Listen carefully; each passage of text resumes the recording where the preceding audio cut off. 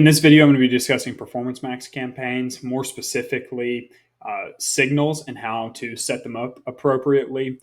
So obviously, first thing you need to do is go into the asset group for a Performance Max campaign. If you're currently trying to set up a new Performance Max campaign, I'm not going to be going over how to set that up, just kind of how to review search signals and set them up appropriately. So we're going to go into the signal section. And from here, the first section that we're always looking at is search themes. So this is very important to try to fill out pretty expansively. You don't want to necessarily be going after a wide variety of searches, but you do want to put in a ton of search themes. So regardless of how similar they sound, giving Google a very detailed description. Essentially, by putting more search themes in, you're giving them a more detailed description of what type of searches you're interested in showing for. And what's very helpful is to actually go in, if you're running campaigns currently and you're running a search campaign, go into your search terms for a ad group that you are currently trying to either replicate with Performance Max or go after similar search terms, and use all of that data in order to find out search themes for Google Ads. Another thing, long tail keywords are great here as well because you can add up to 50 search themes. And so you want to make it very specific to what you're going after. This one could obviously use a few more. And so using ChatGPT to ask, hey, what's something that people commonly search for when searching for, say, a property lines map? That's going to be very helpful. If you're trying to just go after everything that a business does inside one asset group, that's totally fine if you have a limited budget. However, if you have the budget to essentially split out the different types of services a business offers and put them into separate asset groups, that's going to be hugely beneficial because you can tailor the ad copy to the specific search themes. So just going in and making sure that the search themes, if possible, are broken out by distinct service or distinct product is going to be very useful. And trying to put in search themes that either you've seen in historical data people are already searching for, or trying to fill out a long list. I typically recommend up to 20 plus. That way you are giving Google a ton of information. It's like, what do people actually search for when they're looking for your type of service? Moving down, we're going into the audience signal. This can get very specific very quickly because it depends on what you're going after. In these Performance Max campaigns, if you have a full top of funnel, the bottom of funnel strategy, you may want to, in the data that you give it, you may want to, in your top of funnel campaign, only go after people who have visited your website or visited your website for 60 plus seconds in this example here.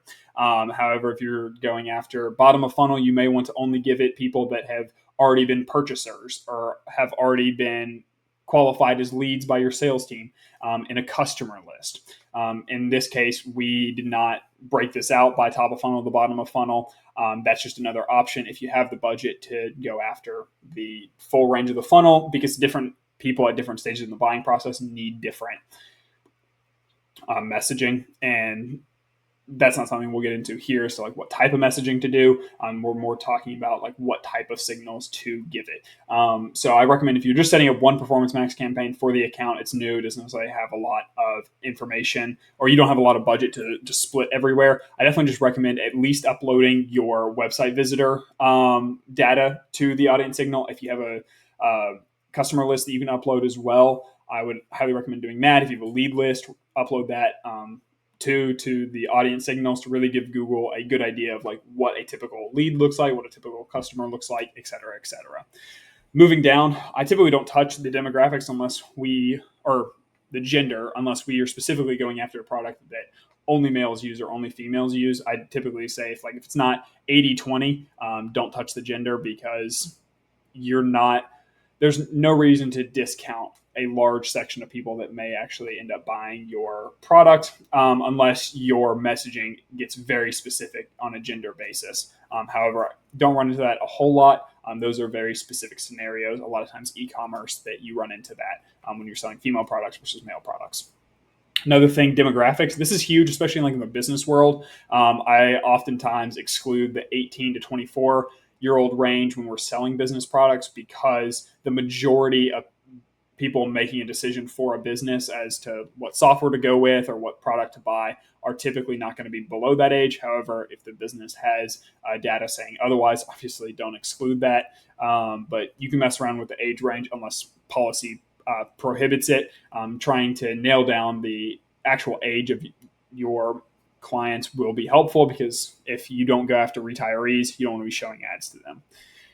Additional demographics, parent versus not a parent. This is obviously kind of more on a business by business case. Household income, I typically exclude the bottom 50% from most ad campaigns that I run, because typically they are not they don't have the extra income to buy a lot of services. This is specifically for a B2B business. And so this is looking to go after land investors in this specific case. So land investors are typically not going to fall in the bottom 50% of household incomes. However, if you're selling, say, a product that everybody uses, you may want to not exclude by household income. Kind of make a decision based on the value of your product as to what household income is going to make sense for you to target for your business. I know some people that only go after the bottom 50% when they're running ads specifically towards that type of demographic, obviously.